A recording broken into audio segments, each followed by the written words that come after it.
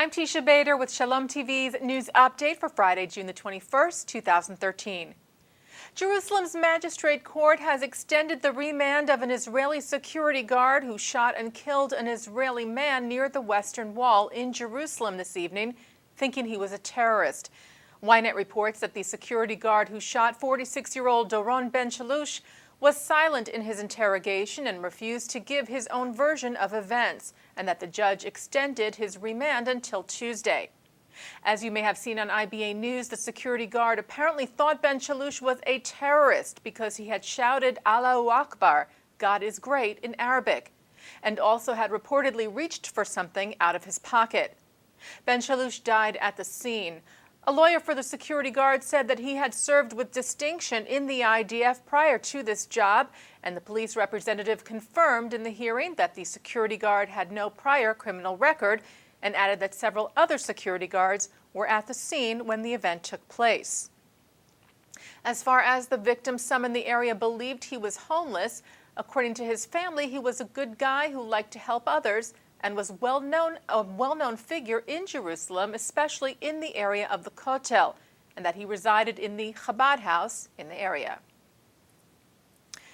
Palestinian news agency Ma'an reports that Palestinian Authority President Mahmoud Abbas met with recently appointed PA Prime Minister Rami Hamdallah today to discuss Hamdallah's resignation.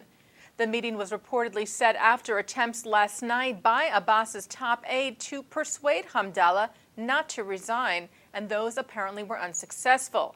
However, Ynet reports, citing unofficial reports from the Palestinian Authority, that Hamdallah has now retracted his intention to resign. As we reported to you yesterday, Hamdallah had handed in a resignation letter just a few weeks after taking office, apparently over a dispute of his power and authority. UNESCO, the United Nations Educational, Scientific, and Cultural Organization, announced that it has included Yad Vashem's database of the names and stories of those who have perished in the Holocaust as part of their Memory of the World Register. The Yad Vashem database is of the Pages of Testimony Memorial Repository, forms that have been filled out in memory of Jewish Holocaust victims since 1954. And up until now, 2.6 million names have been documented in this manner. The goal is to collect the stories and testimonies of all of the 6 million. The repository is housed in the Hall of Names at Yad Vashem in Jerusalem, as well as on their website.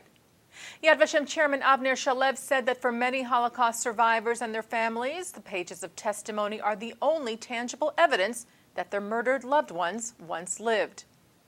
This marks the first time that an Israeli collection has been included in the UNESCO register, which lists documentary heritage of world significance and outstanding universal value.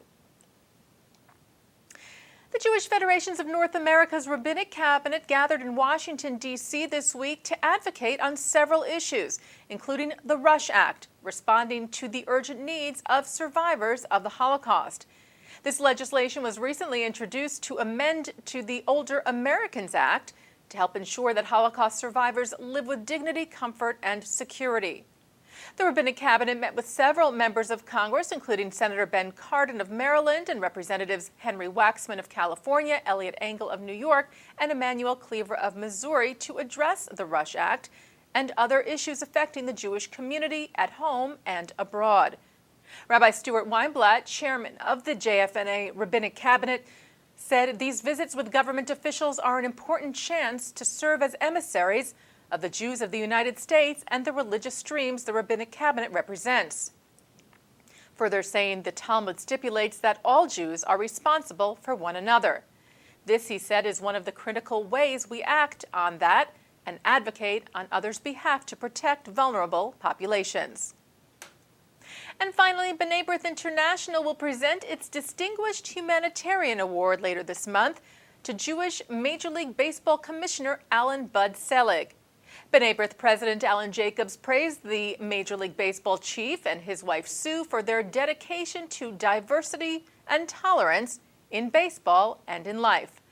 Jacobs said Bud's philanthropic leadership, his commitment to community improvement, and his tireless support for a broad range of causes that make a profound difference at the individual and community levels make him the very epitome of a distinguished humanitarian.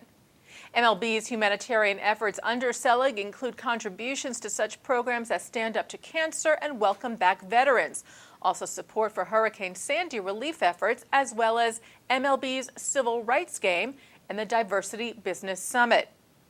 Former Yankees manager and current MLB executive Joe Torre and daughter of baseball great Jackie Robinson, Sharon Robinson, will address the MLB organization's commitment to diversity at the award dinner, which will be held June the 27th at the St. Regis in New York City.